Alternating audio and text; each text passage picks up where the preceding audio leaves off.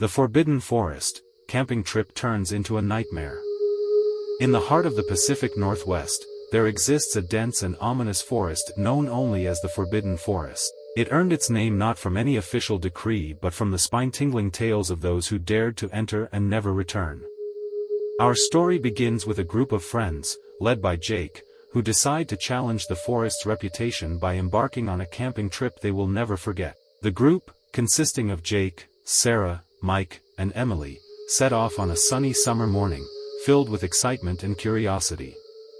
Armed with camping gear, they ventured deeper into the forest, convinced that the legends were mere superstition.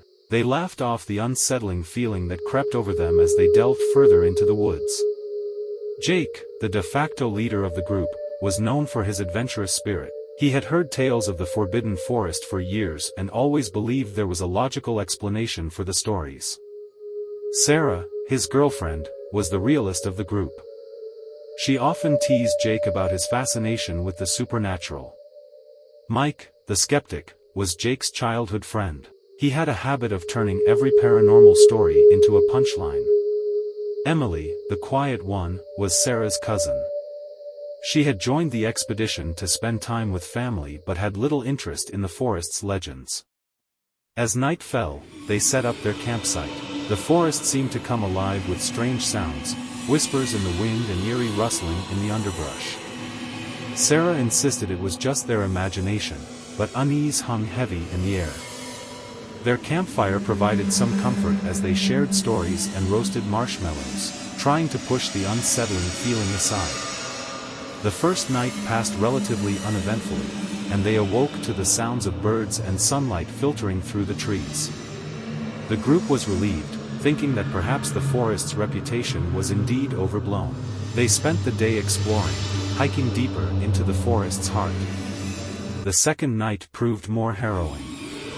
Odd symbols appeared etched onto trees, seemingly illuminated by an otherworldly glow. Mike, the skeptic of the group, couldn't deny that something was amiss. They decided to cut their trip short and find their way back to civilization.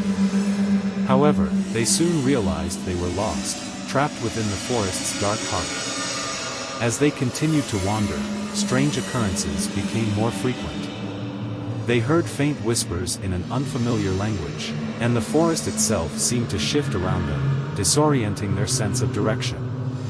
Panic set in as they realized they had no idea which way to go. One evening, as they sat around their dwindling campfire, Emily noticed something unusual near the base of a massive, gnarled tree. It was an ancient, leather-bound book, its pages yellowed with age. The book was unlike anything they had ever seen.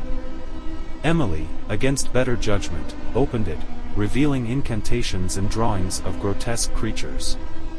The moment the book was opened, an unnatural presence descended upon them, a malevolent entity intent on keeping them within the forbidden forest forever.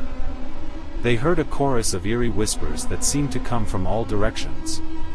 Sarah's face went pale as she muttered, "We shouldn't have touched that book."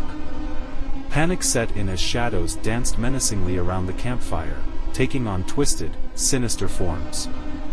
It was as if the forest itself had come alive, and it hungered for their fear. Terrorized by the forest's malevolence, the group fought to escape. They encountered nightmarish apparitions and supernatural obstacles. It became clear that the forest had a malevolent sentience, trapping them within its haunted confines. Their bonds of friendship were tested as they desperately searched for a way out, each member facing their own worst fears. Sarah saw the ghostly apparition of a woman in white who beckoned her deeper into the forest. Mike was pursued by shadowy figures that whispered his deepest regrets. Emily felt an icy hand on her shoulder when she was alone, and Jake was tormented by visions of his own demise. The Forbidden Forest, camping trip turns into a nightmare, is a harrowing tale of adventure gone awry.